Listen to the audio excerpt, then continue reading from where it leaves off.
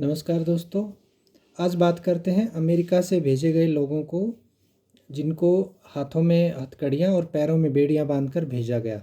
इस बात की बहुत चर्चा हो रही है कि अमेरिका को बहुत ही सम्मान से इन लोगों को भेजना चाहिए था, लेकिन वास्तव में इन लोगों ने अवैध तरीके से उस देश में घुसने की कोशिश की है, जिसके फलस्वरूप अमेरिका ने इनको वापसी भेजा है।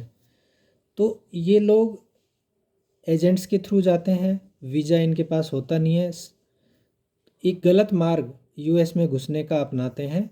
अभी जिन 300 लोगों को वापस भेजा गया है, आप सोचिए ये लगभग 6 से 7 महीने पहले इंडिया से चले थे और इनको एक गलत रूट से, डंकी रूट भी बोलते हैं जिसको, अवैध तरीके से इनको एजेंट बाहर भेजने का काम करते हैं और ये एजेंट इनसे बदले में 40 से 45 लाख रुपए वसूल करते हैं।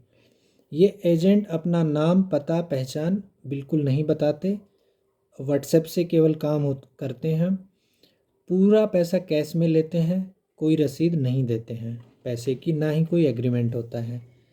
तो जब इन लोगों को बाहर भेजने का काम होता है तो डायरेक्ट इनको फ़्लाइट से नहीं भेजा जाता, कनेक्टिंग फ़्लाइट के थ्रू इनको भेजते हैं, वो भी किसी अन्य देश में।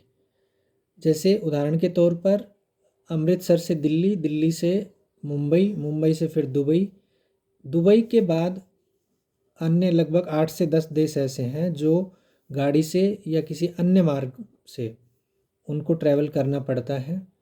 इनमें Panama, Ecuador, Suriname, Guatemala, Brazil ऐसे देश हैं जिनको कि ये लोग अवैध तरीके से पार करवाते हैं। फिर लास्ट में जब ये पहुंचते हैं पनामा, ये यात्रा का सबसे खतरनाक हिस्सा है, जहां जान खोने का डर रहता है। ये रास्ता बहुत ही दलदला खतरनाक है, इसमें जहरीले जानवर पाए जाते हैं और इसमें मौत का खतरा हर समय मंडराता रहता है। लेकिन अभी जो 300 लोग हैं, इनका दुर्भाग्य देखिए कि ये 6 महीने पहले यहाँ से चले थे। 10 देशों को इन्होंने गाड़ी से या पैदल पार किया, नदियों को पार किया, और जैसे ही इन्होंने मैक्सिको में एंट्री ली, अमेरिका के मैक्सिको में जैसे ही घुसे, तुरंत वहाँ की पुलिस ने पकड़ लिया और इनको भारत वापस भेजने की कार्यवाही शुरू कर दी।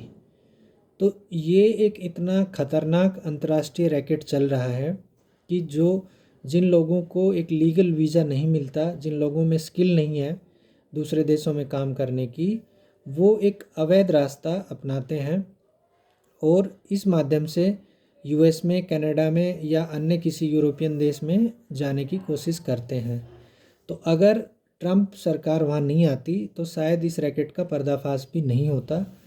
अभी ज़रूरत है कि भारत सरकार इन जो अवैध तरीके से लोगों को बाहर भेजने का काम करते हैं जो एजेंट, उन पर सख्त कार्रवाई करे और ऐसे एजेंटों को चिन्हित करके ये जो लोगों की जान जोखिम में डालने का धंधा है, इस पर पूरी तरह से रोक लगनी चाहिए। अगर आप में स्किल है, अगर आप योग्यता है, पढ़े लिखे हैं, तो आप वीज़ा लीजिए और उस देश में आराम से नौकरी कीजिए। लेकिन अवैध रास्ता अपनाना अपनी जान को जोखिम में डालना है और दूसरा देश कभी भी आपको डिपोर्ट कर सकता है, यानी अपने देश भेज सकता है। धन्यवाद।